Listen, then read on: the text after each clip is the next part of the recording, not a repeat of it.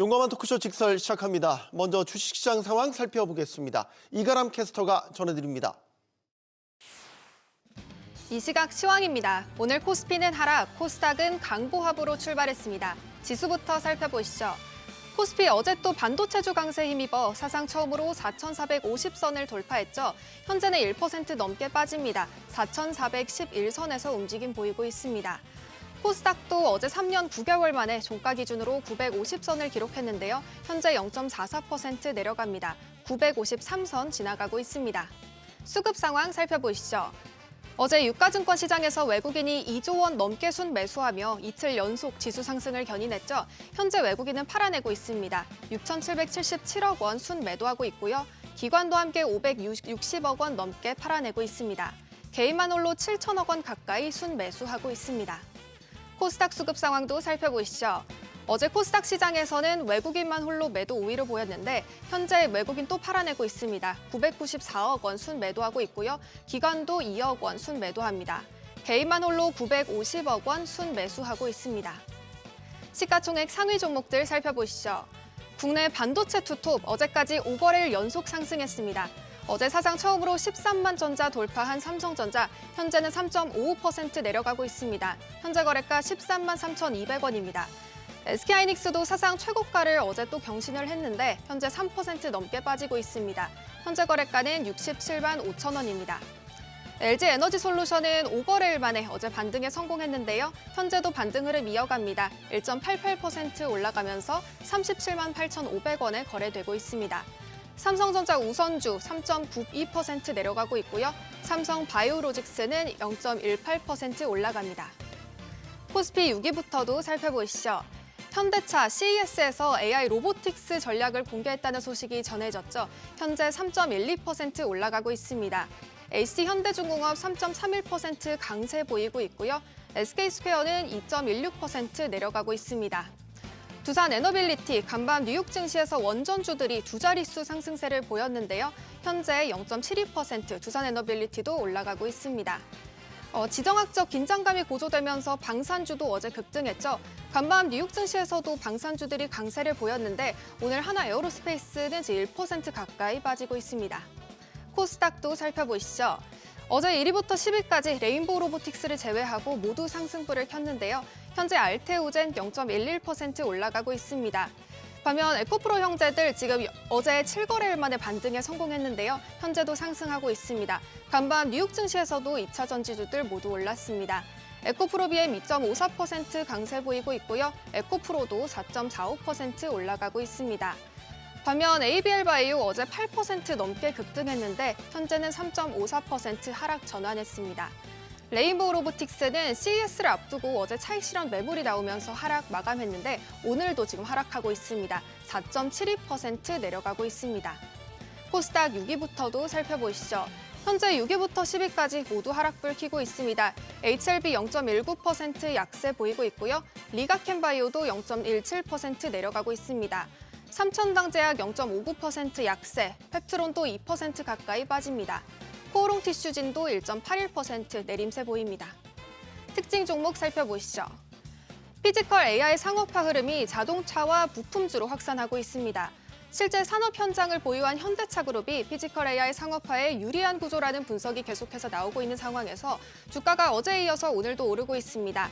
CES 2026에서 휴머노이드 로봇 아틀라스를 선보이고 구글과 피지컬 AI 동맹을 맺었다고 밝히면서 현대차 오늘도 현재 2.63% 올라가고 있고요. 한온 시스템 2% 강세 보입니다. 다음 특징주도 살펴보시죠. 로봇주도 강세입니다. 현대차그룹이 2028년까지 연간 3만 대 규모의 로봇 생산 체계를 구축하며 AI 로보틱스의 본격적인 상용화 단계에 돌입한다고 밝혔습니다. CES 2026 개막을 하루 앞두고 K로봇주들이 기술력을 자랑하고 있는 가운데 로봇주가 강세 보입니다. 현재 포메탈과 협지는 지금 상한가를 기록하고 있습니다. 포메탈 29.87% 올라가고 있고요. 협진도 24% 넘는 급등세 보입니다. 외환시장 살펴보시죠. 작년 12월에 달러원 급등세를 누르기 위한 외환당국 조치로 외환 보유액이 줄어든 것으로 나타났습니다. 증가 흐름을 이어오던 외환 보유액이 7개월 만에 감소한 건데요. 오늘 환율은 1원 20전 오른 1,445원에 개장했습니다. 오전 9시 32분 기준으로는 1,447원 40전에 거래됐습니다. 지수 다시 한번 살펴보시죠. 현재 코스피 1% 넘게 하락하고 있습니다. 4,411선에서 또 움직임 보이고 있고요. 코스닥도 0.5% 넘게 하락하고 있습니다. 952선 지나가고 있습니다. 지금까지 시장 상황 전해드렸습니다. 네, 시장의 다양한 이슈들을 풀어보는 시장 따라잡기로 이어갑니다. 인베스트 자산운용 주식운용본부 염정이사 나오셨습니다. 안녕하십니까? 네, 안녕하십니까? 네, 새해 아주 강한 흐름을 보인 우리 증시인데 오늘은 그래도 조금 초반에는 조정을 받고 있는 모습입니다. 네, 어제 같은 경우에 이제 코스피 지수가 4,450포인트를 돌파를 하면서 네. 연초부터 상당히 강한 흐름을 보였었는데요. 오늘은 전반적으로는 쉬어가는 분위기고요. 코스피가 1%대 하락 보여주고 있고 코스닥도 10시를 넘어서 하락 전환하면서 0.5%대 하락 전환한 움직임입니다. 어제 같은 경우에는 외국인들이 코스피에서 2조 3천억 원을 순매수를 하면서 다시금 연초 들어서 외국인들의 매수세가 들어오나 싶었는데요. 네. 오늘은 좀 다소 아쉽게 매도로 좀 전환하는 모습을 좀 보여주고 있고요.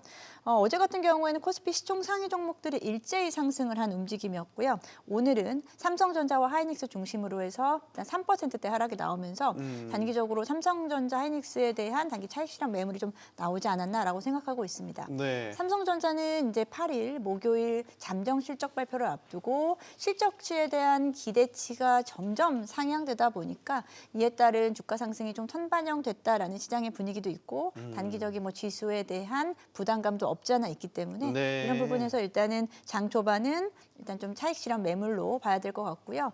장 후반까지 시장의 변화가 어떻게 있을지 오늘 또 주목해야 될 부분이라고 생각이 됩니다. 네. 뭐 오늘 조정을 받긴 하지만 연초부터 워낙 네. 달려왔던 우리 증시 모습이기 때문에 지금 이런 추세라면 1분기에 코스피 5천 달성도 가능하다. 뭐 아주 기대감이 커진 양상입니다. 어떻게 보십니까? 네, 뭐 시장에서 그렇게 이야기를 하더라고요. 네. 1분기에 시장이 5,000P를 빠르게 돌파할 수 있을 거다라는 좀 기대감을 가지고 있는 근거는 아무래도 삼성전자와 SK하이닉스인 것 같습니다. 네. 일단 삼성전자와 SK하이닉스의 올해 연간 영업이익 추정치가요. 연말까지는 삼성전자 기준으로 100조가 살짝 되지 않았어요. 네. 근데 최근에 외국계 증권사 중심으로 해서 JP모건, 시티증권, 노무라 등의 외사 중심으로 올해 삼성전자의 이 컨센을 150조대 전후로 잡고 있기 때문에 그에 대한 부분을 이제 밸류로 계산을 했을 때는 코스피 5,000포인트, 그러니까 삼성전자의 주가는 15만 원 이상, 그렇게 되면은 코스피 같은 경우에는 5,000포인트의 도달을 지금 전망을 하고 있다라고 볼 수 있겠습니다. 네. 자, 일단은 기세가 좋은 연초 코스피의 흐름입니다. 역시 반도체 대형주가 시장을 끌고 있다는 건 우리가 예. 계속되고 있는 흐름인 것 같습니다. 삼성전자가 실적 발표를 하고 난 후 네. 전후의 흐름은 어떻게 될 것인가? 이게 이제 일종의 이게 뭐 검증된 건 아니지만 삼성전자가 어닝 서프라이즈를 내면 주가는 또 떨어진다. 이런 속설도 있긴 있지 않습니까? 지금까지의 패턴은 좀 그랬었죠. 네. 그래서 이번에도 잠정 실적 발표를 앞두고 시장에서는 과연 이번에는 좀 다를 수 있을까? 이번에는 다를 수 있을까? 라고 보고 있는 것 같은데요. 네. 삼성전자 어제 같은 경우를 보게 되면요. 거래량 그리고 거래대금 기준으로 최근 1, 2년 사이 최대치를 기록했어요. 그만큼 삼성전자에 대한 지금 집중도가 강하고요. 어제 8% 넘게 급등 마감을 했고 네. 한데 여기서 좀 주목할 부분은 최근의 수급 흐름입니다. 그럼 이 정도 삼성전자가 지금 13만 원대, 14만 원대를 좀 바라보고 있는 가운데 최근 기관들은 4거래일 연속 매도하고 있다라는 것이거든요. 삼성 기관 그리고 보험 투신 중심으로는 최근 4거래일 매도세가 좀 나왔어요. 연말부터 연초까지. 이 부분은 뭐 어떤 주가에 대한 어떤 부정적인 이런 부분보다는 단기적인 차익 실현 욕구가 일정 부분 좀 나타나지 않나라고 좀 보고 있고요. 네. 잠정 실적 발표는 우리가 기대하는 그 20조 원에 대한 부분을 다소 좀 넘어설 것으로 보여지면서 선 주가의 일시적인 좀 선반영 지금 구간이다라고 좀 보고 있는 것 같아요. 네. 물론 장기 추세에서는 지금 17만 원, 18만 원 그 후까지도 볼 수 있겠지만 단기적인 좀 시간차에 대한 부분으로 인해서 시장은 일단 일부 수급들은 좀 쉬어가는 분위기, 그리고 어제 같은 경우에는 외국인 개인이 좀 매수를 했는데요. 네. 외국인들 같은 경우에도 아직 지금까지의 패턴이 삼성전자 일단 뭐 거의 한 4, 5거리 정도 연속 순매수가 좀 나와줘야 이에 대한 지속 패턴이 좀 나올 것 같은데 오늘 흐름 좀 중요할 것 같고요. 네. 말씀하신 대로 잠정 실적이 나오는 목요일을 전후해서 앞으로 한 2, 3거래일 정도가 삼성전자뿐 아니고 지수의 좀 방향성을 단기적인 좀 부분을 영향을 미칠 것 같다고 보고 있습니다. 반도체는 이제 대형주가 끌고 가는 건 맞는데 네. 이제 보통은 후행적으로 소부장으로 이제 확산되는 게 일반적이지 않습니까? 예. HBM 관련주라든지 아니면은 뭐 메모리 관련주들 소부장 흐름이 어떤지 궁금한데 그래서 포인트는 지금 대형주들이 실적이 워낙 좋고 기대치가 네. 높지만 캐파 확대를 막 적극적으로 하는 모습은 아니라는 점이에요. 네, 반도체 소부장 쪽은 말씀하신 대로 오히려 삼성전자와 SK하이닉스가 최근 2, 3개월 동안 주가가 고공행진하는 동안 네. 주가는 2, 3개월 조정을 좀 받았었기 때문에 후행적으로 지금 최근 1, 2주 정도 흐름이 상당히 좀 좋았습니다. 특히나 네. 오늘 한미반도체 어제 같은 경우에도 급등이 나오면서 오늘도 일단은 17만 원대 위에서 움직이고 있는 모습을 보이면서 반도체 소부장 종목들 중심으로는 일단 일부 종목들 중심으로 좀 상승세가 나오고 있다. 하지만 오늘은 전체적으로 동반해서 좀 쉬어가는 분위기. 상대적으로는 대형주보다는 중소형주가 변동성을 좀 크게 나타내면서 종목별로 좀 상이한 흐름을 나타낼 것으로 좀 보여지고 있고요. 아직까지 반도체 소부장 쪽 단기적인 어떤 수익률은 좀 거두긴 했습니다만 말씀하신 대로 만약에 여기서 주 대형주가 잠시 쉬어간다라고 하면은 그에 따른 영향을 또 동반해서도 같이 받는다라고 좀 생각하기 때문에 지금 대형주의 흐름을 좀 보시면서 중소형주에 대한 매수 타이밍은 다시 잡으시는 게 저는 좋겠다라고 보고 있습니다. 자, 증시 입장에서 이제 기술주들에 대한 투자 심리를 좌우할 수 있는 빅 이벤트 CES가 또 네. 열립니다. 이제 이슈들이 막 쏟아지기 시작하는데요. 젠슨 왕 엔비디아 최고 경영자가 CES 특별 연설에 예. 나서서 아주 중요한 말들을 많이 내뱉었습니다. 네. 일단 CES 오늘 1월 6일부터 시작인데 이제 네. 우리 시간으로는 현지가 이제 5일이기 때문에 네. 본격적으로 이제 개막을 우리 시간으로 내일 새벽부터. 네. 바로 하루 전인 오늘 이제 CES에서 전순항 엔비디아 최고 경영자가 이에 따른 기조 연설을 했습니다. 네. 사실은 오픈하기 전이 훨씬 더 기대감이 크기 때문에 이 기조 연설이 또 상당한 또 중요한 역할을 하는데요. 또 이슈메이커 젠슨 왕이니까요. 네. 젠슨항이 이번에 그 기조연설에서 가장 중점을 줬던 게 자율주행 쪽을 이야기를 한 것 같습니다. 네. 루빈에 대한 출시, 베라 루빈에 대한 하반기 출시 기대감을 보여주면서 벤츠와 자율주행 협업을 하겠다라는 이야기가 나오면서 자율주행 쪽으로 지금 포커싱이 좀 맞춰지는 것 같고요. 자율주행 차량 플랫폼 알파 마요를 공개함에 따라서 엔비디아는 기존에 이제 HBM이라는 키워드에서 다소 이제 자율주행이라든지 로봇 쪽에 대한 피지컬 AI 쪽에 대한 키워드를 좀 바꿔 나가면서 최근 주가가 한동안은 또 횡보 국면에 있기 때문에 새로운 모멘텀이 좀 필요한 시점이지 않았나. 그 가운데 CES에서 이러한 키워드로 살짝 뉘앙스를 좀 바꿔나가고 있는 분위기가 아닌가라고 생각하고 있습니다. 그런데 젠슨 왕 CEO가 네. 우리 입장에서 좀 섭섭하다고 할까. 벤츠와 손을 잡고 자율주행차를 1분기에 출시한다. 현대차가 아니고 벤츠. 좀 다소 이 부분이 좀 한국 아쉬운. 와서 치맥 먹고 그렇게 뭐 어깨동무하고 하더니 결국 네. 벤츠와 손을 잡았다. 이번에 이제 루빈 GPU 신규 이제 AI 반도체 칩이라고 할 수 있는데요. 네. 루빈 GPU를 본격적으로 양산을 함과 동시에 벤츠사와 자율주행의 차를 출시를 하겠다라고 발표를 하다 보니 좀 다소 아쉬운 모습을 보여주면서 오늘 장 초반에 현대차 그리고 현대차 그룹주들이 급등 양상을 좀 보였었습니다. 현대차가 장 초반 8% 급등을 보였는데요. 지금 젠슨항 이 관련된 뉴스 나옴과 동시에 다소 좀 아쉽게도 상승폭을 대부분 다 반납한 모습을 보이면서 이 기사에 대한 영향을 좀 일부 받지 않나라고 좀 생각하고 있습니다. 네. 현대차 입장에 섭섭함을 숨기지 못할 것. 깐부면 둘도 없는 친구인데. 네네. 네, 농담이고 비즈니스는 비즈니스죠. 어쨌든 엔비디아의 칩이 현대차 자율주행에도 네. 사용된다라는 것. 또 양사는 미래 자율주행과 미래 모빌리티와 관련해서 여러 가지 협력 관계를 맺고 네. 있다는 것도 다시 한번 말씀을 드리겠고요. 계속해서 가보도록 하죠. 지금 AI 확산으로 네. 새해에 또 다시 화두로 부상한 게 전력 인프라. 네. 그리고 그 전력 인프라 가운데 하나가 원전인데 원전이 또 다시 뜨겁게 타올라. 두산 에너빌리티가 어제 같은 경우는 뭐 급등세 네. 보였지 않습니까? 네, 어제 같은 경우에는 시총 상위 종목들의 큰 폭의 상승세가 나타났었던 하루였는데요. 네. 어제 두산 에너빌리티가 11% 급등이 나왔습니다. 두산 에너빌리티 지금 2달 넘게 주가가 고점 대비해서 주가가 하락 조정받고 있었고 횡보 국면에 있었다라고 지난주에도 한번 점검을 해드린 것 같은데 네. 어제 일단은 급등이 나왔고 오늘도 장 초반 상승세를 보였다가 아쉽게도 전체적으로는 좀 다시 좀 가라앉는 모습을 보여주고 있는데요. 이에 대한 부분, 원전에 대한 부분이 한동안 좀 쉬었었던 부분이 AI 그리고 데이터 센터 쪽에 대한 종목 전반적으로 조정을 받았다라는 같은 맥락에 있었고요. 마찬가지로 전기전력 쪽도, 전력기기 쪽도 동반해서 좀 조정을 받았었습니다. 하지만 어제 유난히 또 원전주들이 좀 강했었던 이유를 좀 이야기를 해본 몇 가지가 좀 있는데요. 네. 일단 미국 하원에서 첫 회의 주제로 원자력 에너지에 대한 채택 소식이 나타났다라는 부분입니다. 네, 지금 원자력 에너지 그리고 미국에서도 원전주들 중심으로 급등이 나타났었고요. 뉴스케일 파워 등이 15% 급등이 나타나면서 우리 원전주들도 어제 급등이 동반해서 나타났고요. 그리고 이뿐만이 아니고요.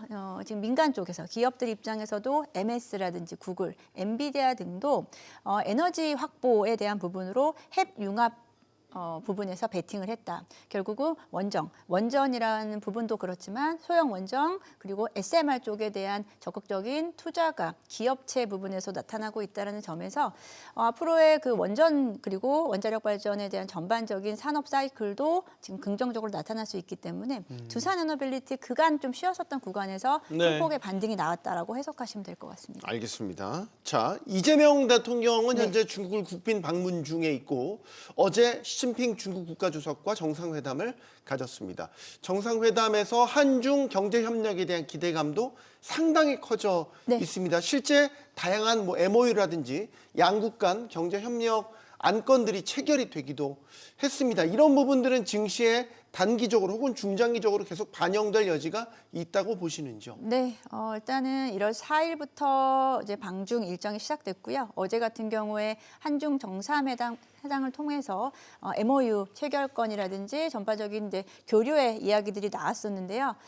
일단은 지난 연말에 갑작스럽게 이제 방중 이벤트가 잡히면서 이에 대한 선반영이 일부는 좀 됐었습니다. 네. 게임주라든지 엔터주들이 좀 전반적으로 좀 움직임이 강했었고요. 일부 화장품 종목들도 이에 따라서 주가가 좀 상승을 했습니다. 하지만 방중을 앞두고 다소 좀 소극적으로 지금 대통령실에서 이야기가 나왔었기 때문에 엔터주들이 어제 급락이 좀 나왔었는데요. 어제 MOU 맺은 내용들을 좀 보면은 전반적인 부분에서는 상당히 좀 우호적인 관계를 유지할 수 있을 거다라고 큰 틀에서는 보고 있습니다만 네. 다소 좀 구체적인 사항들이 우리 주식시장에서 원하는 좀 구체적인 내용들이 좀 빠져 있기 때문에 오늘 관련주들이 크게 반응을 못 하고 있는 것 같습니다. 오히려 밀리네요. 네. 엔터주들은. 어제 이제 엔터주들 급락이 나와서 사실 그렇게 할 부분은 사실 아니었음에도 불구하고 다소 단기적인 부분보다 중장기적인 시간이 걸릴 수 있다라는 코멘트가 있었어요. 네, 그렇기 때문에 어제 밀렸던 부분이 여기에 좀 해소할 만한 좀 확실한 시장에서 원하는 답이 아직은 좀 안 나오고 있다는 점. 콘서트 개최라든지 그리고 이런 문화적인 교류에 대한 부분이 좀 더 구체화됐으면 좋았었는데 다소 아쉽게 느껴지는 것 같아요. 하지만 어쨌든 이제 대화가 시작됐고 물꼬가 된 부분에서 이제 민간 차원에서의 협력 관계가 좀 더 적극적으로 나타날 경우에 그리고 엔터주들 같은 경우에는 3분기의 실적이 워낙에 좀 좋지 않았어요. 네. 엔터주들 전반적으로 3분기 비용 처리라든지 수익성이 거의 시장 기대치에 거의 대부분 다 못 미쳤기 때문에 네. 이런 부분들이 4분기 실적으로 만약에 좀 긍정적으로 전환되는 분위기다라고 한다면 엔터주들은 다시 한번 좀 반등은 나올 수 있다. 지금 아직 확실한 건 나오지 않았습니다만 전체적인 분위기에서는 엔터주들에게는 기회가 될 수 있는 지금 시장이다라고 좀 보고 있습니다. 네. 자, 연초니까 또 짚어볼 섹터들 하나씩 가보죠. 예. 연초 금융주, 증권주에도 관심이 쏠리는 거는 증시 부양 정책도 계속 온고잉, ING 되고 있는 가운데 금리도 떨어지고 IMA 계좌에 대한 인가도 낮고 이러면서 전반적으로 다시 금융주, 증권주에 대한 관심도 높아지는 시기 같아요. 오늘 미래에셋증권 같은 경우는 뭐 9%대 급등세를 보이기도 합니다. 네. 지금 말씀하신 미래에셋증권은 조금 다른 부분에서 해석을 해야 될 부분이 있고요. 그래요? 다른 금융주들 예를 들어서 최근에 이제 금융지주사들 KB금융이라든지 메리츠금융 같은 전통적인 우리 은행주라고 할 수 있는 금융주들은 최근에는 주가는 횡보 상태에 좀 있고요. 왜요? 왜 그렇죠? 최근 이런 좀 금융주들, KB금융이라든지 뭐 하나금융지주, 신한지주 같은 대형 금융주들은 사실 외국인들이 사실 선호하는 종목들이고요. 좀 배당도 잘하니까. 네, 그런 배당이라든지 그리고 안정성이 있기 때문에 시장이 조금 흔들릴 때 사실 이런 대형 금융주들을 좀 사는 경향이 있죠. 하지만 지금 최근에 외국인들이라든지 기관들은 그보다는 반도체 대형주를 좀 더 선호하는 경향이 있습니다. 그래서 이 쏠림이 그쪽으로 수급이 가는군요. 가지 못하는 거고요. 이제 증권주들을 보게 되면 오늘 일부 증권주들이 좀 움직이긴 합니다. 키움증권이 4%대 움직이고 있고 미래에셋증권이 10% 정도 움직이고 있는데 증권주들은 말씀하신 대로 이제 증시 부양에 대한 기대감 그리고 실적에 대한 또 4분기 실적도 상당히 또 화려할 거라고 생각이 듭니다. 네. 그런 부분에서 올라올 수는 있는데요. 오늘 미래에셋증권 같은 경우는 최근 항공우주 관련된 섹터가 이번 연말과 연초에 가장 수익률이 좋거든요. 네. 네. 미래에셋증권은 스페이스X에 대한 지분 투자에 대한 부분으로 예. 이렇게 조금은 궤가 좀 다르다라고 좀 해석하시면 될 것 같아요. 그래서 최근 우주항공 섹터에 좀 공교롭게도 미래에셋증권과 미래에셋 벤처 투자가 좀 포함이 되면서 그런 네. 부분으로 해석하기 때문에 조금 좀 다른 영향을 미칠 수 있다라고 볼 수 있습니다. 스페이스X가 이제 올해 IPO 예. 가능성이 지금 점쳐지고 있는 상황이니까 우주 테마 하면은 일단 스페이스X가 가장 먼저 지금 투자자들의 관심을 받고 있는 상황이죠. 시선을 미국으로 돌려볼까요? 네. 지난 주말 사이에 베네수엘라 대통령이 미국으로 체포돼서 압송되는 아주 큰 일이 벌어졌습니다. 이제 이게 시장에 어떤 영향을 미칠까? 일단 간밤 미장에서는 베네수엘라에 있는 각종 정유 시설에 대해서 미국 기업들의 권리를 회복하는 이 과정에 대한 기대감이 반영되는 모습이었어요. 그래서 미국 대형 정유주들, 뭐 네. 쉐브론이라든지 주가 많이 올랐더라고요. 일단 이게 악재는 아닌 것처럼 일단 반응이 되고 있어요? 사실 베네수엘라 그 공습에 대한 부분이 주가 전체적인 시장에 전혀 마이너스가 지금 되고 있지 않는 사실 부분이에요. 지정학적 리스크가 네. 터졌다라는 네. 측면에선 이거 위험자산 주식이 힘들겠다 예상을 했었는데 네. 전혀 그렇지 않아요. 네, 오히려 위험자산 쪽 그리고 최근에는 다시 비트코인 쪽에 대한 상승세가 그에 대한 부분은 반증을 해주고 있다라고 좀 생각이 들고요. 말씀하신 시장 전체 흔들림은 상당히 좀 없다라는 가운데 어제 미국 시장 같은 경우에는 말씀하신 정유주라든지 오히려 그간 소외됐었던 쪽이 반등이 좀 나타났고요. 상대적으로 지수는 오르고 끝났습니다만 네. 엔비디아라든지 기술주들은 오히려 하락 마감을 한 종목들이 많습니다. 엔비디아라든지 그리고 브로드컴 같은 경우가 하락 마감을 했고요. 단기적으로 미국의 기술주들이 지금 반등이 세게 나오지 못하고 있는 가운데 이런 마찬가지로 미국도 기존 기술주의 수급이 일부 다른 섹터로 좀 이동하는 모습을 보이면서 네. 그 내에서 약간 순환매 성격으로 볼 수 있겠습니다. 네. 마지막 미장 연초 흐름 어떨 것 같으세요? 일단 우리 장은 매우 강하잖아요. 네. 아시아 증시 강해요. 일본도 그렇고. 네.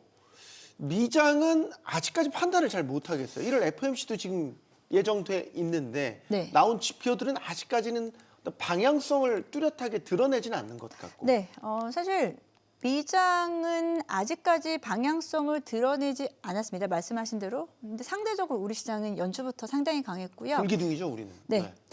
일단 이렇게 보고 있습니다. 우리는 삼성전자와 SK하이닉스에 대한 비중도가 점차 높아지면서 이에 따른 수급 쏠림이 강하기 때문에 지수가 이에 동조를 하면서 주가 지수 차원에서 움직이고 있는데 미국 같은 경우는 앞서 말씀드렸듯이 M7 종목들 그리고 시총 상위 종목들의 움직임이 거의 저조합니다. 움직임이 별로 없어요. 네. 일부 종목들이 움직이긴 하지만 일단 시총 상위 종목 1, 2, 3, 4위, 5위 정도까지 엔비디아를 비롯해서 일부 종목들까지는 최근에 횡보세를 좀 이어가면서 지수에 대한 방향성 탐색을 하고 있다라고 좀 보고 있습니다. 여기에 지정학적 리스크에 흔들리지는 않았습니다만 그렇다고 해서 크게 또 반등도 크게 나타나지 않고 있는 지금 좀 탐색 구간으로 좀 보고 있고요. 네. 지금 자막에도 나오듯이 일단은 정책적인 불확실성이라든지 그리고 미국 같은 경우에는 또 뭐 AI 버블 만약에 이에 대한 이야기가 혹시 다시 CS 이후에 다시 나오게 된다라고 하면은 가장 먼저 좀 타격을 받을 게 또 미국 시장인 것 같습니다. 네. 그리고 미국 같은 경우에도 기존의 AI주보다는요, 우리도 마찬가지로 반도체 종목이 움직이는 거지 AI 종목이 움직인다라고 보기는 좀 어렵죠. 삼성전자, SK하이닉스, 삼성전자 역시도 AI라는 보다는 지금 메모리 반도체, 레거시 반도체 쪽에 대한 반도체 업황에 대한 부분으로 움직이기 때문에 미국 역시도 마찬가지지 않을까라고 보고 있습니다. 알겠습니다. 시장 따라잡기 여기서 마무리하겠습니다. 인베스트 자산운용 주식운용본부 염정 이사였습니다. 고맙습니다. 네, 감사합니다.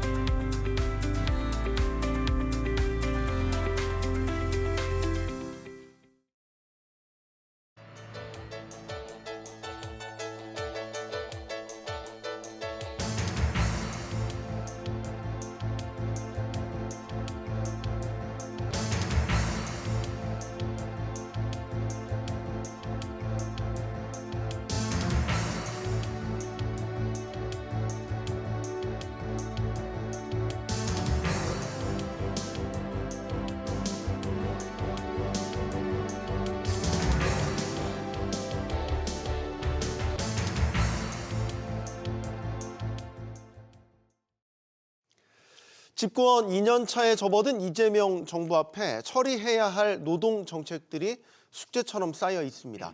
노동 정책은 경영계와 노동자 측의 이해관계가 달린 만큼 그 어떤 이슈보다 합의점을 끌어내기 어렵죠.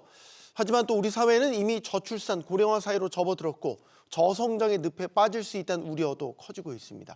여기에 AI 시대로의 전환도 앞두고 있는데요.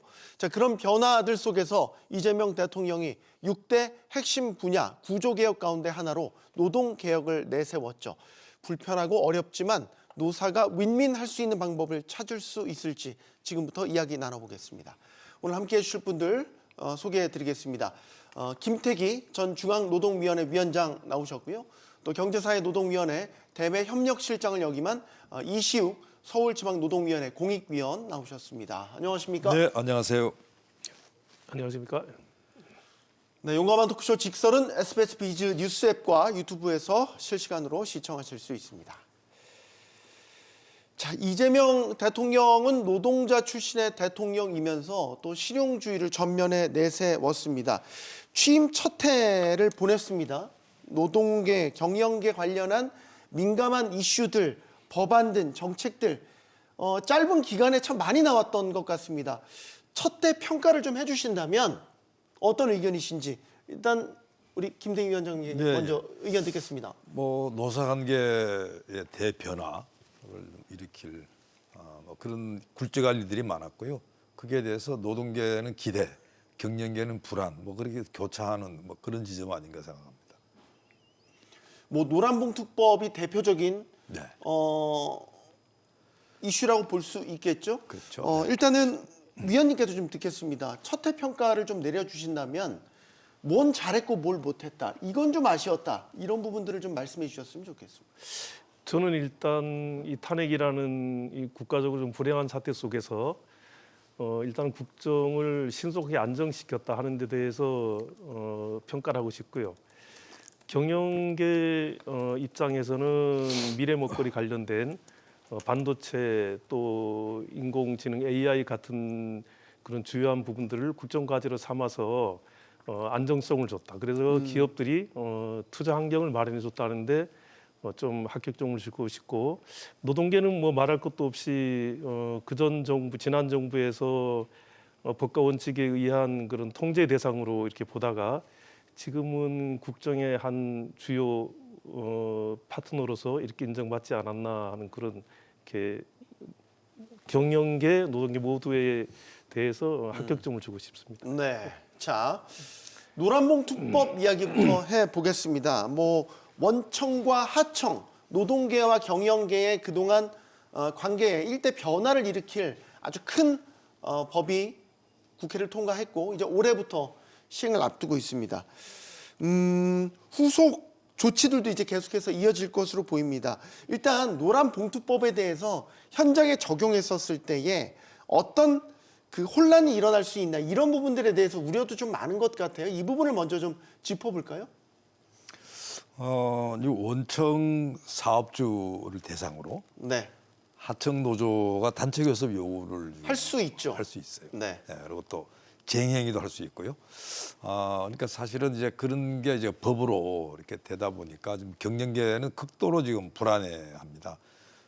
사실은 뭐 경영계 입장에서는 뭐 지금 미국이 지금 뭐 국제 질서를 전면적으로 흔드는 마당에 굉장히 불안하거든요. 그리고 AI는 뭐 엄청 빨리 이렇게 바뀌고 있고 그러다 보니까 더 불안감이 지금 고조화된 것 같고요. 반면에 이제 이 노동계 쪽에서는 굉장히 기대가 큰데 노동계도 쏙 고민을 들어가 보면 네. 하청 노조가 원청 사업주의 단체 교섭 요구를 하잖아요. 네. 그럼 원청 조합원들, 원청 노조 입장에서 참 여러 가지를 들어가지고 마음들이 좀 복잡해지는 거죠. 왜 복잡해질까요? 원청 사업주가 가지고 있는 파일을 하청도 좀 가져가야 되고 원청도 가져가야 되는 거 아닙니까? 그러니까 파일은 고정이 돼 있어요. 나눠 간다 생각했을 때 그게 좀 복잡해지는 이런 문제라서 사실은 지금 이 부분이 지금 노동계도 조금 좀 복잡하다 환영하면서도 근데 지금 이제 정부는 이제 이 문제에 대해 가지고 사실은 굉장히 좀 법 자체가 굉장히 추상적이잖아요. 그러니까 네. 기본적으로 뭐 이 실질적으로 지배하면 그게 단체 교섭할 수 있다 이렇게 돼 있는데 네. 근데 그거를 이제 구체화하려고 무지하게 애를 쓰고 있습니다. 근데 사실은 이제 이 법이라고 하는 게 또 법령이라고 하는 게 아무리 아주 이게 명문화한다 하더라도 그 한계가 있거든요. 해석하기 나름입니다. 또 자기 사정에 따라 달라요. 그래서 사실은 이 문제 때문에 어떻게 보면 좀 더 불안한 거고 결국은 지금 이 문제에 대해서는 원청과 하청의 원청도 노사가 있잖아요. 네. 하청도 노사가 있잖아요. 네. 같이 협력해서 풀지 않으면요. 이 문제가 지금 안 가보던 새로운 길을 가고 있습니다. 굉장히 험난할 거라 보는 거고. 그래서 따라서 원청 노사, 하청 노사가 서로 좀 대화하고 협력할 수 있도록 그걸 끌어내는 게 매우 중요하다. 그래서 금년도에 이 노란봉투법 시행이 성공 여부는 아무리 법령을 구체적으로 명문화한다 해가지고 되는 게 아니고 결국은 노사 당사자들이 여기에 대해 가지고 같이 고민을 털어놓고 그다음 거기에 또 합의점을 찾아 나가는 노력이 가장 중요하고 정부는 그거를 적극적으로 지원하는 게 어떻게 보면 금년도에 노란봉투법 안착에 있어가지고 성패가 거기서 좌우된다 하든 이렇게 보고 있습니다. 일정 부분의 현장 혼란은 불가피한 면이 있다라고 보시는 그렇습니다. 것 같아요. 네. 위원님 어떻게 보십니까? 저는 노란봉투 개정도 중요하지만 현장에 이것이 어떻게 적용시키느냐. 사실 노란봉투법이 기업에서 굉장히 우려가 많습니다. 금방 말씀하신 대로 파업을 조장하지 않는가, 또 노동계는 나름대로 무리만 그렇다 이렇게 불만이 있지만 실제로 노란봉투법을 자세히 들여다보면은 기존에 그 법으로 대법에서 다 판결난 부분이라든가 이런 것을 입법해놓는데 지나지 않습니까? 기업에서도 그렇게 지나치게 걱정할 필요가 없는 것이고 다만 이 입법 취지를 잘 살릴 수 있도록 고용노동부에서 행정 지침이나 시행령을 잘 정리하는 게 중요하다 이렇게 보고 있어. 저는 현장에서 크게 혼란스럽지 않을 거다 이렇게 보고 있습니다. 제가 들은 거 몇 가지 말씀드리면 현장에서 이미 이제 원청 하청 간의 관계를 정립할 때 이 노란봉투법 저촉되지 않으려고 이 기존에 해왔던 협업 관계, 분업 구조를 아예 바꾸는 것들도 나타나고 있다고 하거든요. 이런 것들은 일종의 혼란이라고 부작용이라고 봐야 되는 거 아닙니까? 일단 이제 새롭게 입법되면은 현장에서 거기에 적응하기 위해서 이제 여러 가지 시도들을 하고 있는데 네. 기존에 말씀드린 대로 기존의 노란봉투법이 사용자 범위를 넓힌다든지 손해배상을 제한한다든지 쟁의 행위에 관련해 넓힌다든지 하는 부분들이 다 판례를 통해서 확립된 부분을 다시 정리해 놓은 것에 지나지 않습니까? 전혀 새로운 것이 저는 아니다 이렇게 보고 있기 때문에 네. 기업에서도 특별히 이게 관련해서 대응하거나 물론 이제 법이 이제 바뀌었기 때문에 네. 조금 더 신경을 쓰고 좀 교섭의 장이나 대화의 장을 열어야 되는 것은 틀림없지만 이것을 피하기 위해서 또 다른 조직을 뭐 한다든가 하는 것은 이 노란봉투법의 입법 취지에도 맞지 않는다. 저는 일단 이렇게 생각하고 있습니다. 법적 분쟁이 좀 늘어날 여지는 없겠습니까? 법적 분쟁이 법이 늘어날 마련됐으니까 여지는 노조 예. 입장에서도 이 법을 근거로 해서 사실 소를 제기할 수도 있는 것 아닙니까? 아마 그런 염려를 사실은 많이 하고 있습니다. 현장에서도 특히 사용자성 관련해서 원청이 사용자성을 인정하고 나올 것인가 하는 부분에 있어서 당연히 원청에서는 아직은 사용자가 아니다고 주장하고 또 그 관련해서 법에 이렇게 계속 이의를 제기하면서 대부까지 가게 되면은 시간이 또 많이 지체되는 거 아닌가 그런 염려는 있지만 기준이 명확할수록 오히려 분쟁은 조정과 타협이 대상이 될 수 있다. 저는 분명히 이렇게 그 전에 이 기준과 원칙이 너무 폭넓었기 때문에 네. 오히려 분쟁이 많았다. 이렇게 보고 저는 기준과 원칙이 좀 정리됐기 때문에 오히려 노사가 교섭과 타협을 할 수 있지 않은가 이렇게 보고 있습니다. 두 분이 좀 결이 다르게 좀 해석을 하시고 있는 것 같아요. 그 아까 사용자 범위에 대한 그 축소 우려는 사실 노동계에서도 되게 문제로 제기하고 있는 부분이에요. 그러니까 개정법에서 보면 원칙적인 물론 이게 그 조항인데 실질적이고 구체적으로 근로조건을 지배 결정하는 자를 이제 원청으로 봐서 원청과 하청의 이제 교섭권이라든지 이런 네. 것들이 이제 결정하겠다라는 건데 이제 이게 노동계 측에서는 자칫 법의 취지를 좀 축소한다 이런 비판을 하고 있거든요. 그렇죠. 실질적으로 이게 노동계의 지적이 맞다고 보시는 건지. 그러니까 그게 지금 노동계는 뭐 사실은 좀 가급적이면 그 좀 폭넓게 잡으려고 그러고요. 네. 그리고 또 경영계 쪽에서는 거기에 대해서 계산이 좁혀서 보려고 하는 건 너무 당연한 거 아닙니까? 그러니까 거기서 다툼이 도대체 사용자의 범위 문제나 그다음 그게 실질적인 지배 관계냐 아니냐의 다툼이 있을 수밖에 없다는 거죠. 그다음 거기에 따라 가지고 단체 교섭 요구가 뭐 할 수도 있고 그걸 응하지 않으면 사업주는요 부당 노동 행위로 처벌받습니다. 네. 그러니까 그런 문제 때문에 이게 항상 긴장이 있을 수밖에 없는 건데 지금 그게 예를 들어 가지고 제조업체 중에 대기업들 있죠. 여기는 제가 볼 때 비교적 괜찮을 거예요. 근데 그게 말고요. 지금 우리가 사실은 지금 서비스업 부분들, 공공 이런 쪽 부분들은요. 과거에 단체 교섭 경험이 이렇게 많지가 않습니다. 그리고 그쪽 경우는 진짜 하청이 되게 많아요. 어떻게 보면 협력업체들이 쫙 있는데 아마 그런 경우는 제가 볼 때는 굉장히 힘들지 않을까. 우리가 예를 들어 가지고 지금 현대차는 상대적으로 조용하죠. 근데 최근에 보게 되면 저희가 뭐 화물부터 해가지고 택배 이런 쪽에서 계속 문제가 생기고 있는데 네. 양상 자체가 지금 우리가 이 노란봉투법 이거 할 때 그 머릿속에 예를 들어 가지고 지금 뭐 우리가 그 당시 대우조선이라고 그랬습니다. 네. 뭐 그런 걸 자꾸 염두에 두면 참 어려울 거다 이게.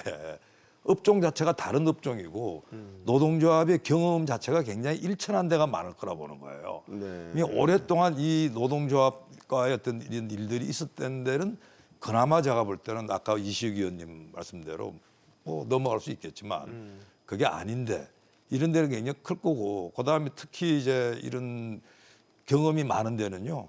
이 법이 들어오게 되면 법에 따라 가지고 이거를 어떻게 본다라면 법의 위험 피하기 위해서 여러 노력을 할 겁니다. 아까 앵커께서 말씀하신 대로 네. 아니, 분업 구조 자체를 이렇게 손본다든지 하는 이런 일들은 충분히 있는 거고 지금 제일 걱정하는 게 그거 아닙니까? 아니 안 그래도 이제 미국에서 자꾸 오라 그러는데 미국 들어가 버리는 거예요. 아, 대미 투자 늘려라. 대미 투자 개인 늘리는 말씀하시는 겁니다. 거. 예. 그다음 우리 로봇 때문에 불안해 죽겠어요. 일자리 뺏는다고. 근데 로봇 더 들여온다든지. 그러니까 사실은 지금 이 제조업하고 대기업 경우는 하청 이 자체에 대한 문제보다도 여기에 대한 충격을 피해 가지고 여러 가지 일들이 발생하기 때문에 그 문제는 사실은 어떻게 보면 청년들 특히 앞으로 미래 세대의 일자리 부분에서 아주 치명적이다 보는 겁니다. 그래서 이런 문제들을 종합적으로 봐야지 그 사업장 하나하나를 보기에는 그리고 또 제가 볼 때 사업장이 너무 달라요. 그러니까 예를 들어 가지고 현대자동차가 있다 그런다 그러면 네. 뭐 말할 수는 없지만 다른 어떻게 보면 이제 이런 노동조합이 신생 노동조합이고 굉장히 인원이 많은 서비스업들 그런 데는 쉽게 말해가지고 뭐 콜센터부터 굉장히 많습니다. 네. 그 다 그쪽은 정확히 여기에 지금 관련이 된다 이렇게 볼 수밖에 없습니다. 아까 이제 원청에 대한 구체적인 기준을 어떻게 세우느냐에 따라서 상당히 민감할 수 있는데 이게 노동계는 지금 고용노동부가 세부 지침으로 내놓은 것들을 보면 예를 들어서 구체적 통제를 해야 된다. 뭐 이런 식의 까다로운 조건들을 붙이면 당초의 법 취지가 너무 후퇴해 버린다. 형해화돼 버린다라는 이제 지적들을 하고 있어요. 충분히 공감이 가십니까? 이런 부분들. 노란봉투법이 만들어진 계기 자체가 2009년도 쌍용 자동차, 그다음에 최근에는 22년도에 대우조선에서 비정규직이 이대로는 살 수 없다 하면서 네. 그 싸운 적이 있는데 대우조선 그 당시에 그 쟁의를 들여다보게 되면은 이제 원청의 이제 교섭 요구, 우리 임금 그 당시에 도장공들이나 용접공들 7년차, 8년차 된 분들이 한 250만 원 정도 이제 급여 봉투를 이렇게 막 공개하면서 이제 국민들의 공감을 얻어냈는데 그 결국은 원청에서 그 임금을 올려주지 않으면 하청에서 아무래도 올려줄 수가 없는 그런 구조였고 네. 그때는 노란봉투 있지도 않았습니다. 네. 그럼에도 불구하고 노동자들이 자기 이 현실을 극복하기 위해서는 누구와 요구하고 누구와 투쟁해야 된다는 것은 본능적으로 알고 있습니다. 노란봉투 있기 전에도 계속 원청에서 대답해야 된다, 원청에도 대답해야 된다,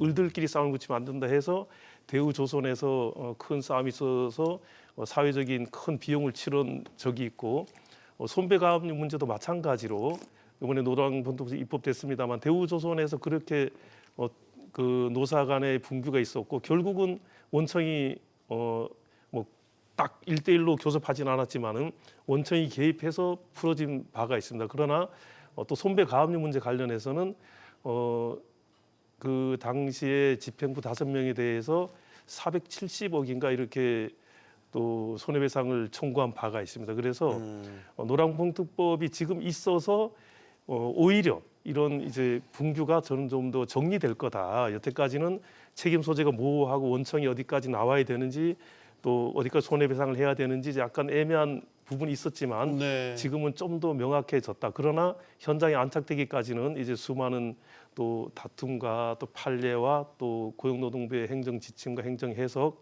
이 같이 어우러져서 약간의 이제 정착 때까지는 좀 시간이 걸릴 거다 이렇게 보고 있습니다. 이게 노노 갈등 하나만 더 질문드리고 싶은 건 지금 노란봉투법에 의하면 구조적으로 통제하는 경우에는 원청이 이제 하청 노조와도 별도 교섭을 할 수 있는 거잖아요. 그러니까 예. 요구할 수 있는 거죠. 하청 노조가 예, 원청에게. 그렇습니다. 예, 그렇습니다. 그러면 원청 노조와 하청 노조 간 이제 그 별도의 이제 협상이 진행될 수 있는 분리 교섭이 가능한 거고 예. 만약에 공동의 이슈의 경우에는 연대 교섭이나 공동 행동도 할 수 있는 경우죠. 근데 이제 제가 여쭤보고 싶은 건 만약에 연대 교섭이나 공동 행동 시에 같은 이해관계가 충돌할 수 있는 그런 안건에 대해서는 이게 노노 갈등이 발생할 수 있는 여지가 있지 않나. 하청 노조는 예를 들어서 원청에게 외주화를 축소한다라든지 아니면 직접 고용을 요구한다라든지 이런 부분들은 원청 노조가 불편해할 수 있는 이슈잖아요. 예, 그리고 충분히 뭐 그럴 수 있다고 보고요. 최근에 그 현대제철의 산업안전이나 성과금 관련해서 중앙노동위원회에서 이거는 원청하고 직접 교섭해야 된다는 이제 그렇게 결정이 있었는데 네. 이제 그렇게 직접 그 하청하고 교접할 부분도 있고 금방 말씀하신 대로 또 원청과 함께 예를 들어서 비정규직을 정규직화한다는 문제는 또 이 파일을 나누는 문제이기 때문에 분명히 노동자 간에도 입장이 다르고 그 충돌이 있을 수 있다. 비정규직과 정규직 간에 여기까지 왔었고 그런 건 충분히 있을 수 있다. 그러나 이것이 노랑봉투법 때문에 그런 것이 아니라 네. 상시적인 요구였다. 비정규직이 정규직화 요구는 계속적인 요구였지 이것이 노랑봉투법이 왔기 때문에 더 이렇게 충돌이 되거나 더 증폭되거나 그런 건 아니다. 오히려 노랑봉투법이 왔기 때문에 산업안전 같은 부분 또 성과급 요번에 중노위 판정대로 그런 부분은 원청과 직접 교섭을 하지만 실제로 비정규직의 어느 이제 안전 부분이나 어느 부분은 특정하게 정규직으로 채용해야 되는 부분이 있는데 네. 그것이 명확하지 않은 부분은 원청과 또 하청 간의 노동조합끼리 협력할 수도 있고 또 이렇게 다툼할 수도 있는데 그거는 뭐 우리 세상사에서 당연한 기결이다. 그 정도의 다툼 정도는 네. 그렇게 보고 있습니다. 자연스럽게 일어날 수 있는 예. 부분이다. 노노 간의 갈등은 일어날 수 있습니다. 알겠습니다. 자, 중대재해 부문으로 넘어가 보죠. 이게 무슨 오비락처럼 그 이재명 정부 들어서서 중대재해에 대한 처벌 강화, 현장 감시, 통제 이런 것들이 굉장히 이제 강화돼 왔는데 중대재해로 볼 수 있는 사건, 사고들이 꽤 많이 일어났어요. 대통령도 현장에 간 바가 있고 뭐 고용노동부 장관도 마찬가지죠. 어떻게 보십니까? 이 중대재해처벌법이 시행된 지가 꽤 됐거든요. 효과가 있었다고 보십니까? 이게 원래 중대재해를 예방하기 위해서 처벌을 강화한 건데 그런 효과가 네, 달성됐냐라는 질문을 드리는 거예요.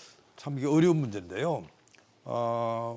사실은 처벌을 강화하면 당연히 이제 그런 산업재해가 발생 안 할 거라고 기대했던 거잖아요. 네.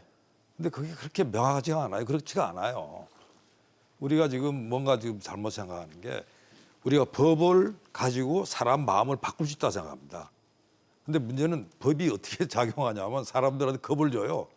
그럼 그때부터 예를 들어 가지고 응당해야 될 일은 안 하고 처벌을 피하는 것만 겁겁하게 됩니다. 지금 중대재해처벌법이 그런 면이 있어요.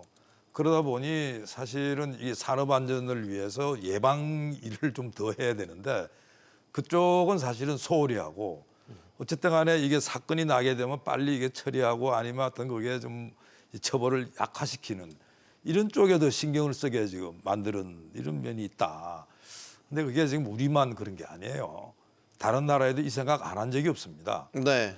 아니 그래도 산업재해가 자꾸 발생하니까 이 막 우리처럼 중대재해 처벌을 이렇게 했단 말이죠. 대표적인 나라가 프랑스예요. 옆에 있는 게 독일이고요. 프랑스는 그렇게 했더니 산업재해가 더 올라갔고 그다음에 독일은 거꾸로 산업안전 예방을 위해서 투자를 많이 했습니다. 산업재해 뚝 떨어지고요. 그러니까 제가 볼 때는 지금 그런 게 어떻게 보면 우리한테 좀 교훈이 돼야 되는데 지금 재처벌만 강화하면 사업주가 두려워가지고 그럴 거라고 생각하는데 그건 아니고요. 오히려 다른 나라 예를 보면 사실은 노사가 이 산업 안전을 위해서 협력을 해야 됩니다. 네. 사람이 마인드가 안 바뀌면요. 이게 산업 안전이라고 하는 참 이렇게 쉽지가 않아요. 그러면 제일 중요한 게 사람의 의식인데 그 부분은 노사 협력이고 그리고 또 하나는 이게 산업 안전이 상당히 어떻게 보면 고도의 어떤 기술을 요구합니다. 그냥 산업 안전이 되는 게 아니고요.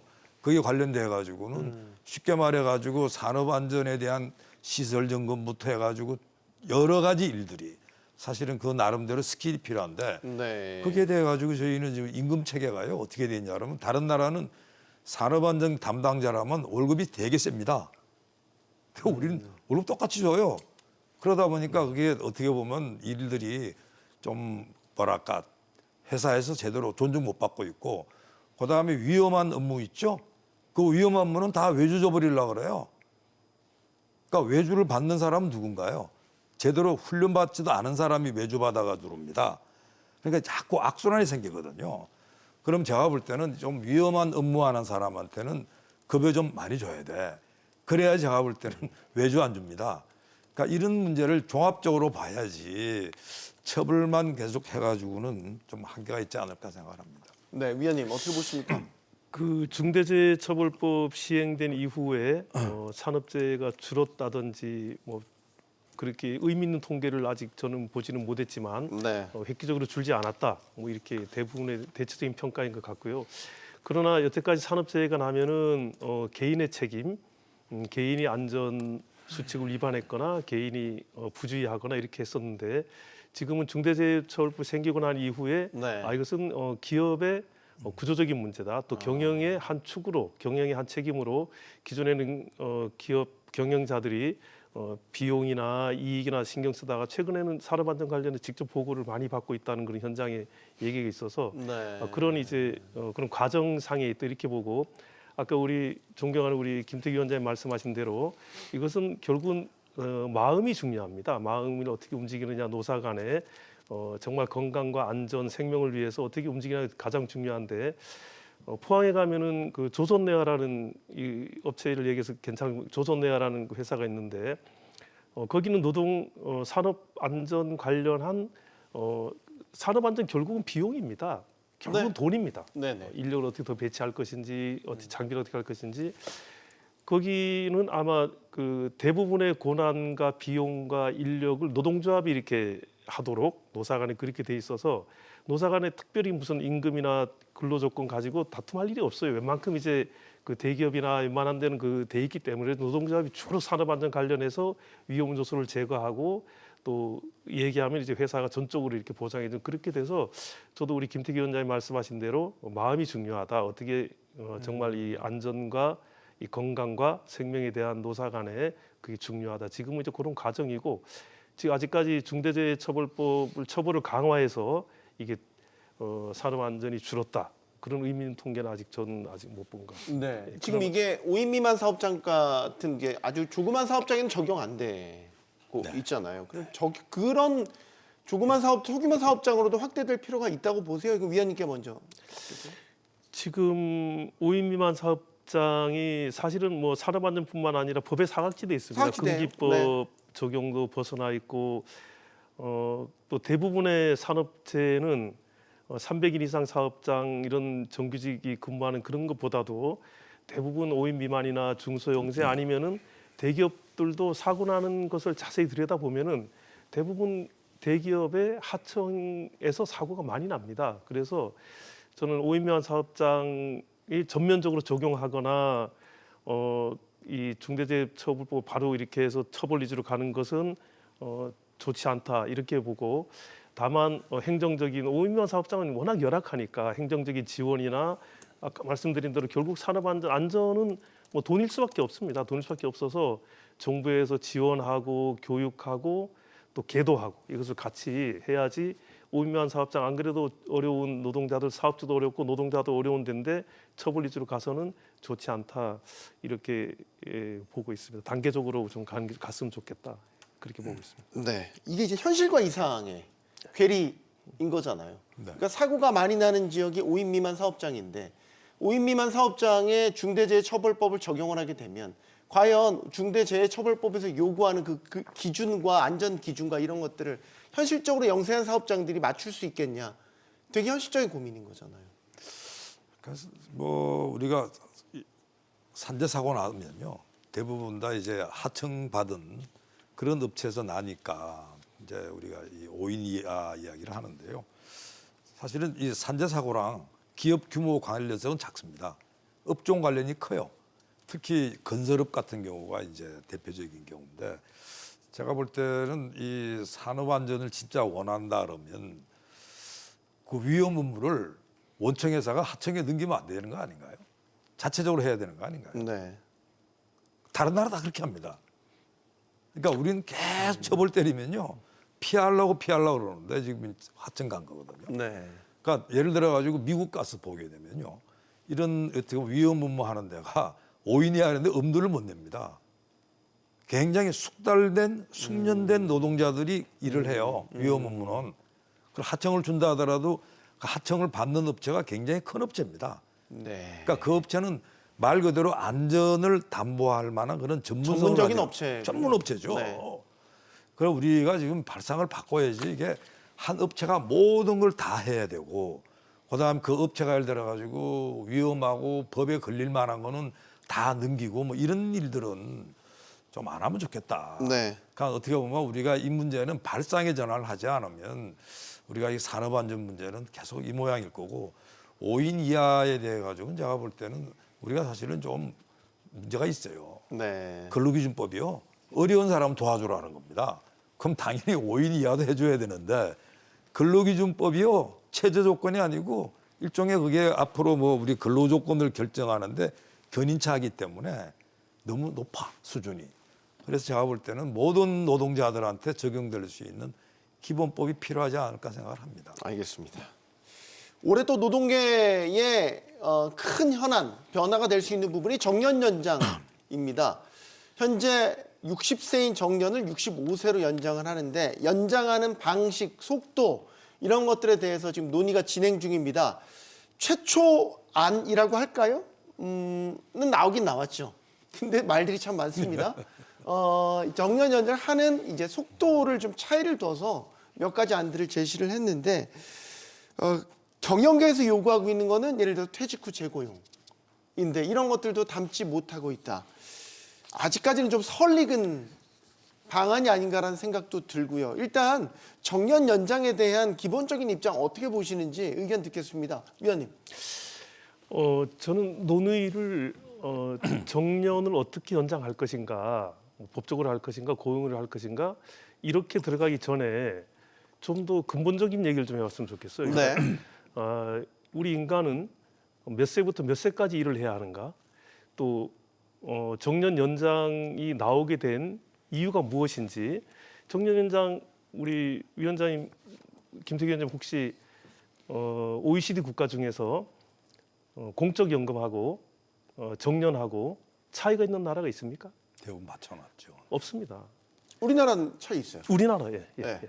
우리나라만 연금과 이 정년과 이 미스매치가 예, 나고요. 미스매치가 나고 그 해서 이제 정년 연장을 지금 요구하고 있는 것이지 정년을 한번 연장하게 되면은 후퇴하기도 굉장히 어렵습니다.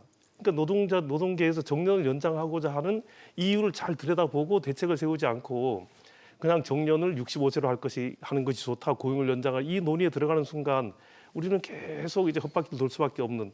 그러니까 종합적으로 연금과 이 정년과 같이 보지 않으면 아니 왜 누가 일을 더 하고 싶겠어요? 60 넘어서 네. 그죠? 일을 더 하고 뭐 프랑스는 난리가 났잖아요. 정년 연장 하려고 하다가 정말 청년들까지 거리에 나서고 난리가 났었는데 우리는 정년 연장을 노동계 요구를 한다는 거는 좀 슬픈 일이죠. 어떻게 보면은 이거는 정년 이후의 삶을 어떻게 가져갈 것인지 그는 개인이 어디까지 부담을 하고 사회가 어디까지 또 부담할 것인지 여기에 대한 논의가 좀 약간 철학적인 논의가 깊이 있게 진행된 이후에 나와야지 지금처럼 65세 아니 그럼 노동자들이 뭐 일을 더 하고 싶어해요? 그건 아니거든요. 소득 공백이 발생을 하니까 예, 그 소득 노인 그래봤을 빈곤율이 때문에 높잖아요. 예, OECD 국가 중에서도. 할 수 없이 하는 거고 지금 정년 연장을 얘기하지 않더라도 벌써 일을 하고 있습니다. 지금 실질적인 퇴직 연령이 우리나라 남성인 경우 65.4세, 여성들은 더 높아요. 67.4세 이렇게 통계적으로 보면 그렇게 돼 있기 때문에 그냥 정년 연장이다 아니다를 가는 순간 그냥 기업의 이런 이윤 논리와 노동자들의 또 이 청년들과 노장 간의 갈등과 이것이 증폭되기 때문에 좀 더 깊은 철학적인 고민을 해야 된다 이렇게 보고 저는 당연히 지금 같은 소득 크레바스가 있는 상황에서는 정년을 연장하는 것이 맞다. 국가나 사회적으로 조금 책임을 져야 된다 이렇게 보고 있습니다. 예. 이게 어떻게 보면 시대적 철학의 문제로 지금 관점에서 말씀을 주셨어요. 우리가 몇 살까지 일을 해야 됩니까, 위원장님? 뭐 일하고 싶지 않잖아요, 사실. 그게 일을 하고 싶어서 하나? 갑자기 그 의문도 들고 아니요. 말씀하신. 이게 지금 뭐 유엔도 그렇고요, OECD도 그렇고 우리의 미래를 이렇게 봅니다. 오랫동안 늙어서도 오랫동안 일을 할 수 있도록 해라. 그러니까 그게 기본적으로 나이가 들어서도 오랫동안 일을 할 수 있는 그래야 건강하다는 환경을 거예요. 만들자. 그러니까 자기가 건강하게 오래 사는데 오래 사는 데 있어 가지고는 일을 하는 게 건강하다고 하는 근데 게 그거는 약간 선택의 문제인 거잖아요. 그렇죠. 선택의 문제죠. 근데 우리는 약간 이제 밀려나듯이 지금 일을 하고 있는 그러니까 게 우리가 문제. 이제 이 정년 연장 문제에 있어 가지고 사실은 지금 미국이나 영국 점점 많은 나라가 정년을 아예 폐지해 버립니다. 지금 대신 방금 해고가 말씀하- 자유롭잖아요. 아니, 그런 나라.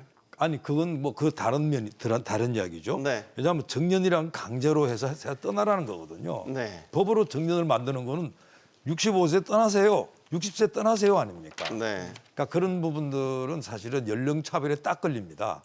연령 차별에 걸리기 때문에 미국부터 이런 데는 다 없애버렸고요. 심지어 대만도 폐지했습니다.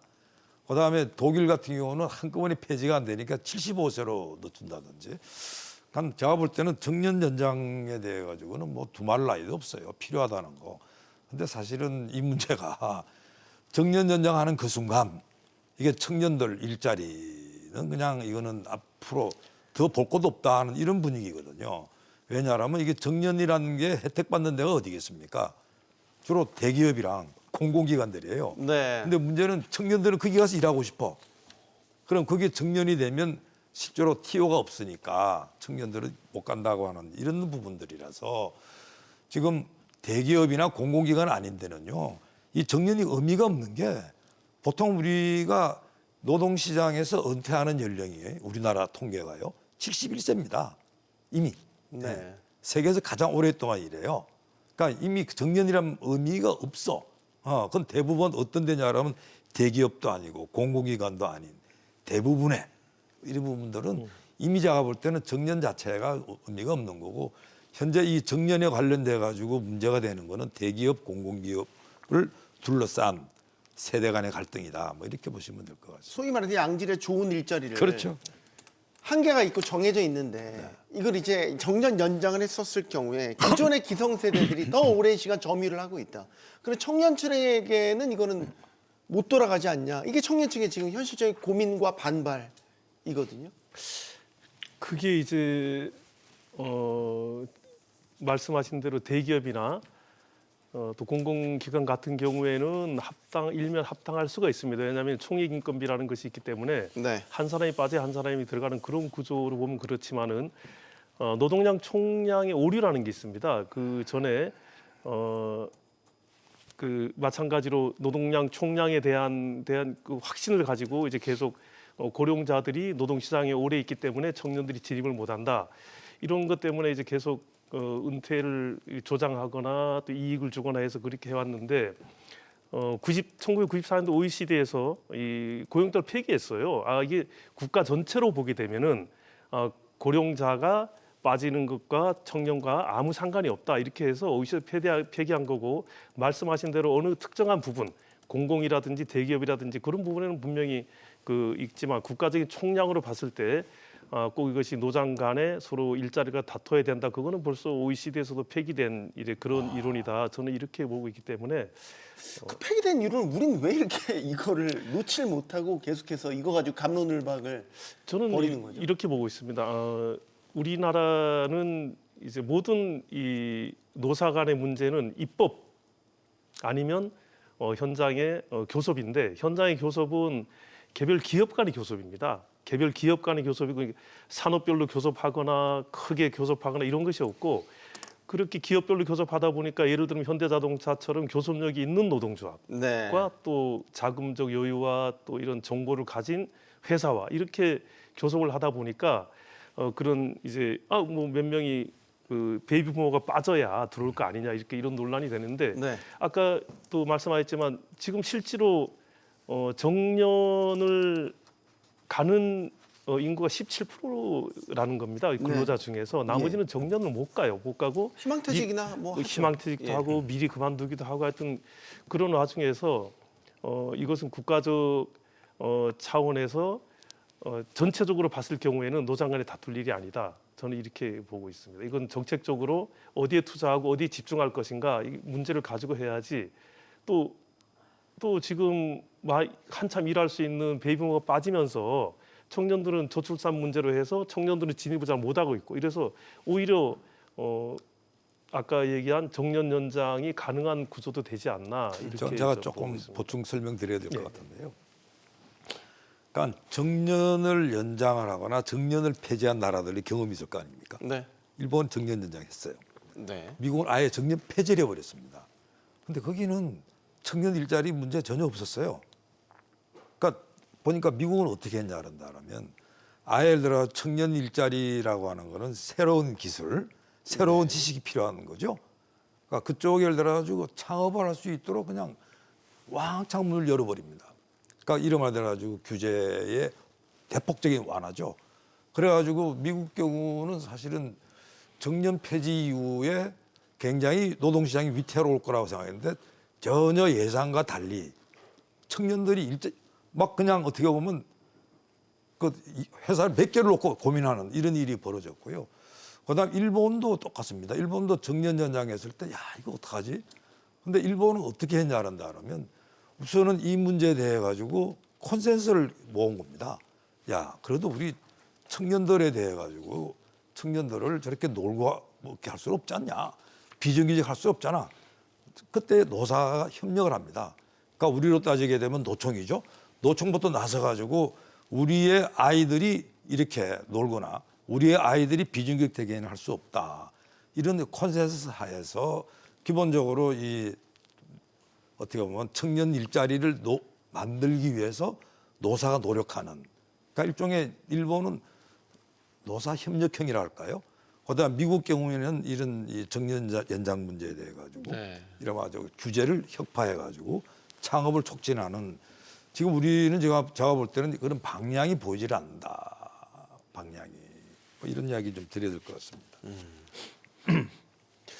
청년 그 고용 문제는 갈수록 깊어지고 있습니다. 아예 그 말씀 맞아요. 들어보시면 모르겠지만 심각해요. 구직 자체를 아예 포기하는. 네. 그래서 우리 통계상으로 보면 아예 그냥 쉬어스 빈구로 분류가 되는 이런 청년들이 사상 최고치로 계속 늘어나고 있거든요. 이렇게 되면 이들 청년들이 사회에 진입하는 시점도 계속해서 늦어지고. 맞아요. 그럼 이들이 결국에는 우리 경제적, 사회적으로 보면 성장을 해서 가정도 이루고 우리 사회 건전한 중산층으로 단단하게 자리를 잡아야 되는데 이 연결 다리가 끊어졌다라는 거예요. 근데 누구도 근본적인 해법을 제시를 하지 못하고 있어요. 아예 없는 건 아닌가라는 의구심마저 드는 상황이고요. 이제 진단은 이제 다들 같이 하는 것 같아요. 진단은 청년들이 반복된 실패 또 아니면은 그 질 낮은 일자리에 대한 이제 그런 두려움 또 아니면 직장에 들어갔을 때 이런 그 갑질이나 이런 거 관련한 이제 뭐 대응을 못하는 그 진단은 잘 되고 있는 것 같은데 실제로 대안은 뭐 뚜렷하지가 않죠. 네. 저는 이런 생각을 해봤어요. 청년들의 일자리 아니면 새로운 일자리를 만드는 부분은 또 마찬가지로 사회적으로 국가적으로 해야 되는 이유 중에 하나가 지금 우리나라는 어쨌건 뭐 구전 자원도 부족하고 해서 이제 수출을 해야 되고 이제 글로벌로 이렇게 살아야 되는 이제 그렇게 해서 지금 잘 살고 있는 네. 그런 건데 주 경쟁 상대가 예를 들어 뭐 중국이나 뭐 이런 나라라고 하는데 네. 중국 같은 경우에는 사회주의 국가이기 때문에 국가에서 실제로 많은 것을 해줘요. 이제 기업 경영에도 그렇고 청년 많이 해주는데 네. 우리나라는 그렇게까지 해주지 못하는데 지금 뭐 아직까지 시험 단계이긴 하지만 지역형 일자리 같은 경우에 뭐 광주형 일자리라든지 구미형 일자리라든지 뭐 여러 가지 지역형 일자리가 있는데 그 부분은 보면 이제 그 지역 자치단체에서 일정 부분 이제 공장을 지을 때건 뭐 보조를 땅이건 해준다. 보조를 해주고 또 거기서 일하게 되면은 뭐 이제 여러 가지 그 뭐 교육이건 의료건 혜택을 주기 때문에 실제로 임금은 뭐 낮아요. 실제로 임금은 뭐 3천만 원 정도 뭐 밑 정도 되지만 이렇게 국가나 사회다 그 사회적인 그 비용을 하게 되면은 5천만 원, 6천만 원이 되기 때문에 청년들이 들어가서 열심히 일하고 있는 광정 일자리는 뭐 아직까지 뭐 여러 가지 또 이제 새로운 요구가 자꾸 분출되긴 하지만 네. 그렇게 이것도 그 청년 개인의 문제가 아니라 우리 사회적으로 국가적으로 함께 이렇게 풀어나가야 되는 문제인데 우리가 글로벌과 경쟁하기 위해서는 마찬가지로 국가에서 어느 기업 개별에게 맡길 문제가 아니라 좀 지원을 해주고 해야 되지 않는가 그렇게 생각하고 있습니다. 이거 되게 중요한 이야기라서 제가 조금 네. 말씀드려야 될 것 같은데요. 지금 우리는 청년층이 전 세계에서 가장 고학력입니다. 그렇죠. 맞잖아요. 네. 고등교육 수율이 제일 높잖아요. 네. 전 세계적으로. 네. 도대체 다른 고학력이면 당연히 취업도 좀 더구나 AI 시대인데 잘 될 거라고 했는데 안 되잖아요. 네. 그러니까 사실은 지금 우리가 이게 노동시장의 수요와 공급의 불일치, 그걸 이제 우리가 이제 미스매칭이라고 하는데 이게 무지하게 심각합니다. 그러니까 어떤 일들은 이만큼 학력이 필요 없어요. 요 정도 학력이 필요해.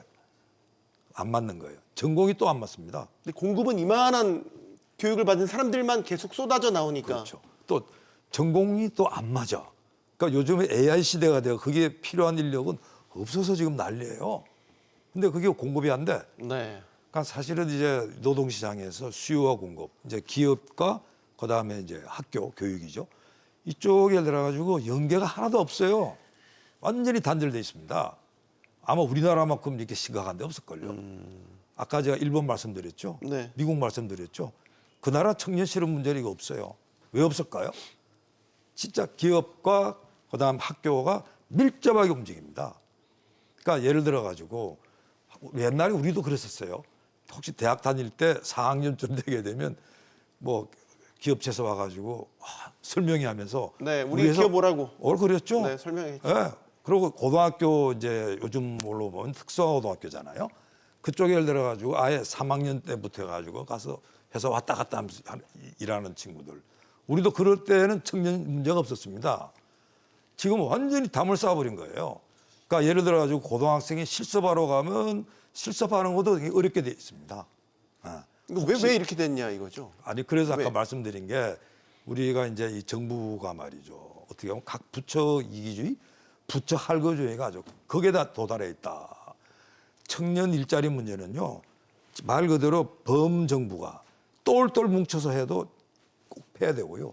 그다음 더 중요한 거는 당사자인 기업과 당사자인 학교가 같이 협력을 하는 이런 부분을 돌파하지 않으면 아까 그 이른바 수급 불일치 문제를 도저히 해결할 길이 없다 하는 이런 말씀을 드리고 그게 지금 다른 나라가 성공한 나라, 실패한 나라 명확하게 거기서 차이가 난다 말씀드립니다. 네.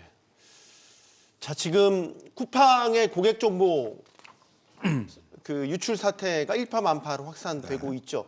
이번 쿠팡 사태를 계기로 또 하나 노동계에서 주목받은 게 이 플랫폼 노동자들의 건강권입니다. 예를 들어서 쿠팡의 핵심 서비스 중에 하나가 새벽 배송입니다. 이 새벽 배송을 하는 노동자들의 건강권, 실제로 많은 산업재해에 준하는 일들이 벌어졌고 여기에 대해서 쿠팡이 제대로 대처를 하지 않아서 지금 논란이 커지고 있는 양상이죠. 어떻게 보십니까? 이 새벽 배송 문제가 되게 현실이잖아요, 우리한테. 이거를 당장 예를 들어서 노동자들의 건강권 때문에 이걸 감정 어느 날 폐지한다? 이것도 말이 안 되는 것 같고 현실적으로 근로자들의 건강도 염려가 되고 적정한 합의점, 타협점 이런 것들이 아직은 보이지 않거든요. 지금 사실 그 전 사회적인 이슈가 돼버렸는데 쿠팡의 새벽 배송 문제가 그 저도 뭐 쿠팡의 새벽 배송을 몇 번 이용해 봤는데 정말 편리합니다. 뭐 제가 뭐 저녁에 시켜도 아침에면 딱 뭐 와 있고 문 앞에 와 있고. 네, 와 네. 있는데 사실은 그 편리함 속에는 어떤 노동자들의 그런 그 희생과 수고가 예, 있었죠. 희생과 수고가 당연히 있었 이제 그 비용 자체를 어떻게 할 것인가 이 부분도 저는 그 사회적 합의가 필요하다. 우리가 그런 편리함 속에 감춰진 그 노동의 그 산업 안전에 대한 문제, 그 여러 가지 문제 이런 생각을 했어요. 쿠팡을 보면서 뭐 얘가 적절할지는 모르지만 그 중국 문화혁명 당시에 그 소설인데 허삼간 매열기라고 있어요. 허삼간 매열기라고 이제 허삼간이라는 사람이 이제 자기 그 가족을 위해서 이제 계속 이렇게 헌혈 그 피를 이제 그 판매하면서 살아가는 그런 건데 우리가 이 편리함과 이 노동자의 안전과 바꿀 수 있는 어디까지 바꿀 수 있는가 그러면은 또 비용은 어떻게 해야 될 것인가에 대한 쿠팡만의 문제가 아니라 전체적인 우리가 좀 고민이 필요하다. 분명히 그 편리함 이것을 우리가 포기할 수도 없는 것이고 어떤 분들은 뭐 쿠팡 그 쿠팡의 새벽 배송이 되는 지역으로 이사를 가기도 하니까 육아를 위해서 수색권 뭐 이런 말도 나왔었죠. 예. 그래서 이 부분은 딱 노동자의 건강권이다 편리함이다 이렇게 접근하기보다는 전 사회적으로 이 부분도 마찬가지로 어디까지 우리가 야간 노동을 용인하고 어디까지 편리함을 추구할 것인가를에 대한 정말 그 치열한 그 토론이 필요하지 않은가. 지금 그 과정이라고 봅니다. 이거는 쿠팡 그 하나의 개인 기업의 문제가 네. 아니라고 봅니다. 저는. 제가 위원장님께는 이 질문을 드리고 싶어요. 연관된 건데 네. 저희가 지금 주 5일제가 기본이지 않습니까? 네. 이제 시범적이지만 지자체를 중심으로 주 4.5일제 네. 그리고 이제 올해 예산에 반영돼 있습니다. 네. 시범 사업이. 네. 주 4.5일제 장기적으로 보면 주 4일제까지도 이제 네. 염두에 둔 네. 행보죠. 네. 어떻게 보십니까? 우리 사회 이게 정착될 수 있다고 보십니까? 우리 노동시장에. 네, 가능하다 봐요. 근데 조건이 있어요. 그러니까 결국은 근로시간을 줄이면 그만큼 생산성을 높일 수 있는 뭐가 있어야지 소득이 줄지 않는다. 그래서 그게 가능한 데가 보니까 노사협력 잘하는 데 있죠. 제가 좀 봤던데 어떤 병원 같은데 제가 실제로 그 사업장을 조정을 했는데 그런 데는 할 수 있겠더라고요. 보니까 굉장히 서로 어떻게 보면 이 환자들의 어떤 이 행복을 위해서 노사가 같이 협력하는데 그런 데는 저는 가능할 것 같고요. 그다음 거기에 정부가 조금만 지원한다 그런다면 성공 사례가 될 거라 봅니다. 우리가 사실 그렇잖아요. 사실 근로시간 긴 게 좋은가요? 그건 아니잖아요. 근데 그러니까 이제 기업들 입장에선 현실적인 생산성 그러니까 이런 생산성을 것도 높이는데 거니까. 아까 말씀드린 게 제일 중요한 게 노사 협력이더라는 겁니다. 그러니까 서로가 말이죠. 이게 어떻게 본다라면 좀 마음 한 마음이 되니까 한 시간에 하나 할 걸 1.5개가 되더라고. 그다음 또 하나 부분은 뭐냐 그러면 요즘에 우리가 AI 있잖아요. 신기술이 있잖아요.